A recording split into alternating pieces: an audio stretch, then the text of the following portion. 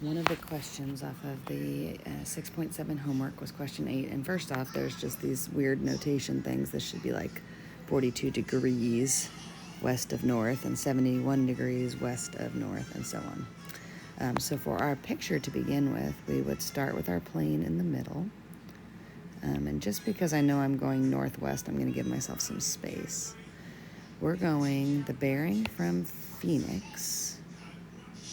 So we're going from Phoenix to Las Vegas is 42 degrees west of north, which puts us in the second quadrant, with this being our 42-degree angle.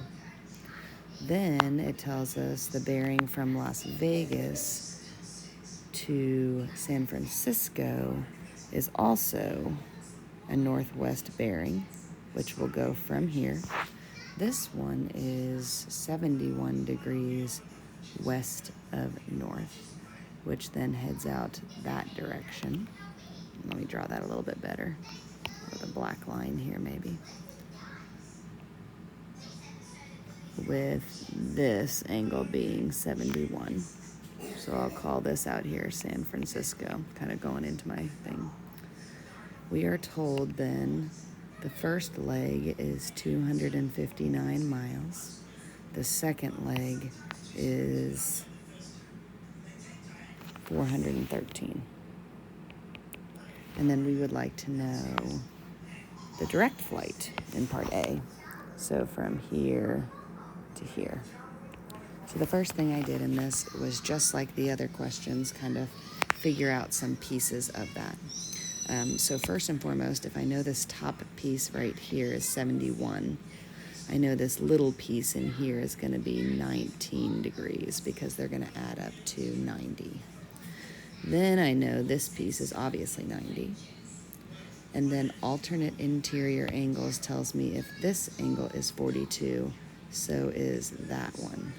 So I have 3 pieces to add up for this whole angle here.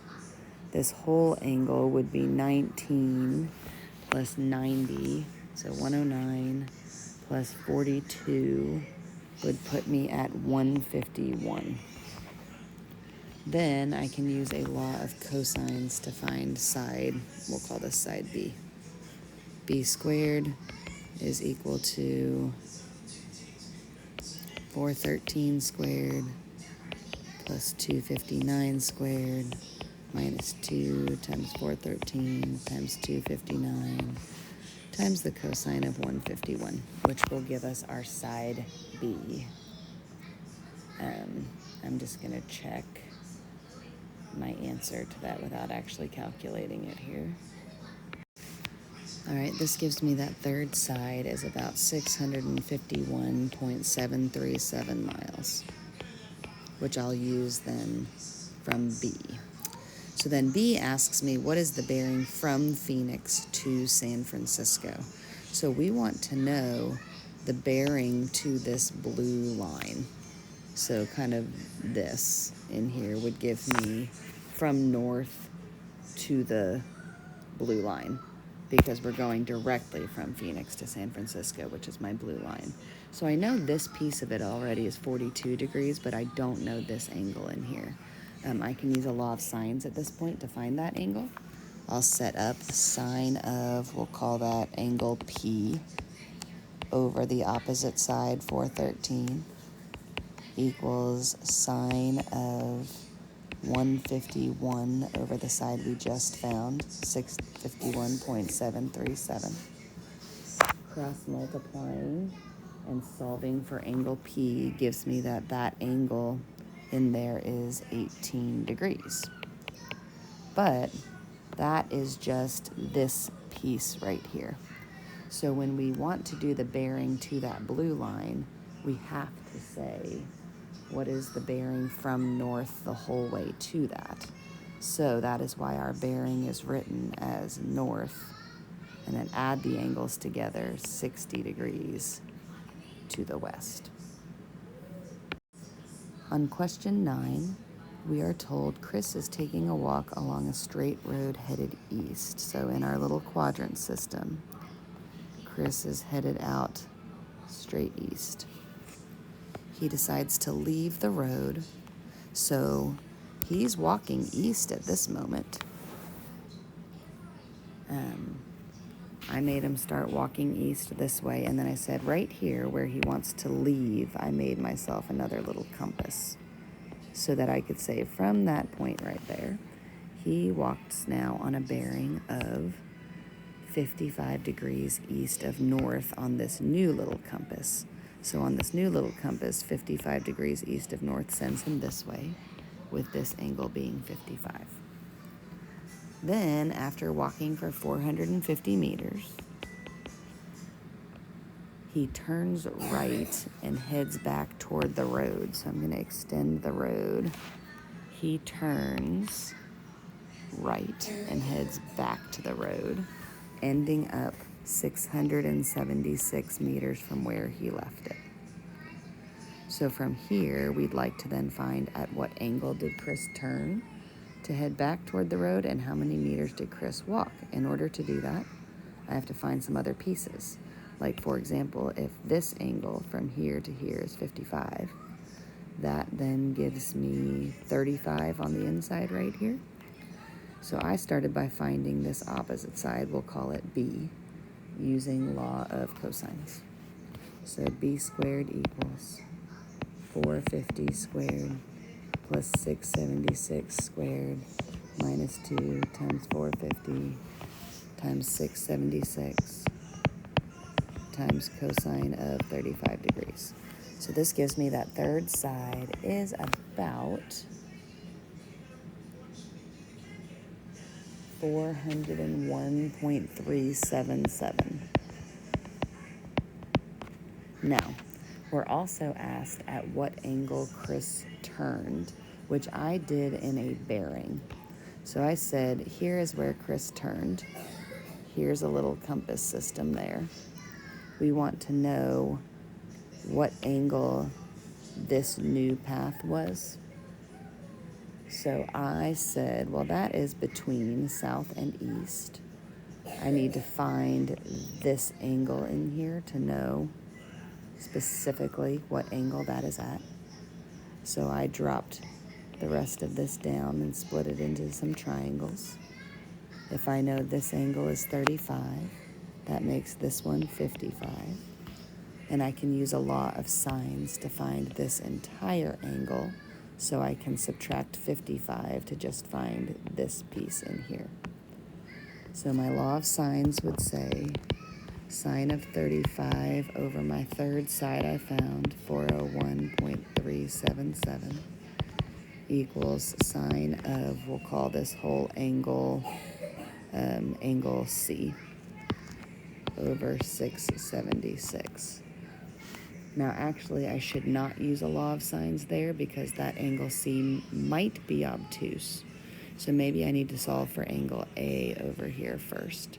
So let's back that up maybe and say, let's do sine of 35 over 401.377 equals sine of A over 450. Cross multiplying gives me that angle, an inverse sine. This tells me angle A is 40 degrees, which leaves me a total of 105 degrees right here for angle C, which makes this little piece I was looking for 50. So I said that Chris turned at a bearing of 50 degrees east of south. Now, you could also give that bearing from north, but we're a little less comfortable with that.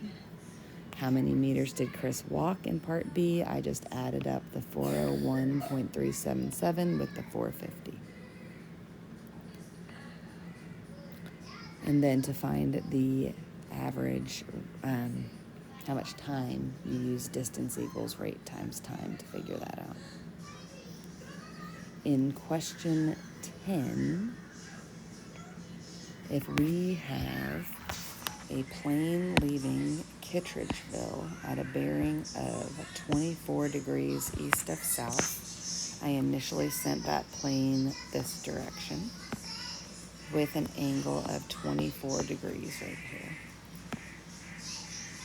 That we fly for 400 miles at 400 miles per hour for 2.5 hours, which makes that side length 1,000 when I do 2.5 times 400 miles per hour.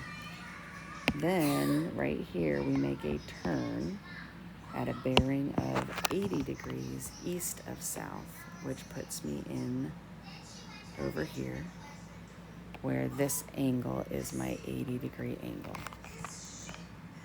That one, we went for another 1.5 hours. So 1.5 times 400 miles per hour is what gives me 600 right here.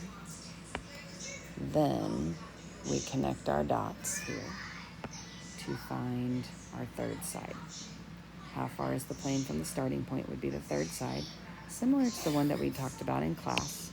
If this angle's 24, so is that little piece right in here. That's 24. This is 90. And if this angle is 80, that leaves me 10 degrees here. This makes this entire inside angle 24 plus 90 plus 10, which gives me 124 degrees. Then I can use a law of cosines to solve for my third side. To answer part B, or C, through what angle would the pilot turn in order to head back to Kittredgeville? This is asking for a bearing from here to the purple line. So I can set up a law of sines to find this angle right here, which is 36 degrees. When I set up sine of y over 1,000 equals sine of 124 over my side from part B, which was 1425.14.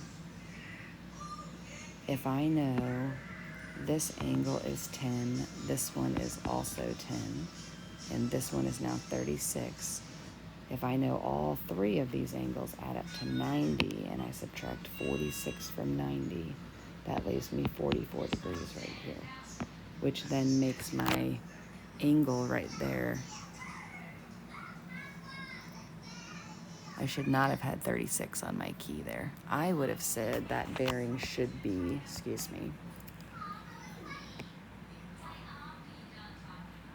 the angle the pilot turns through is that 36 degree angle, sorry.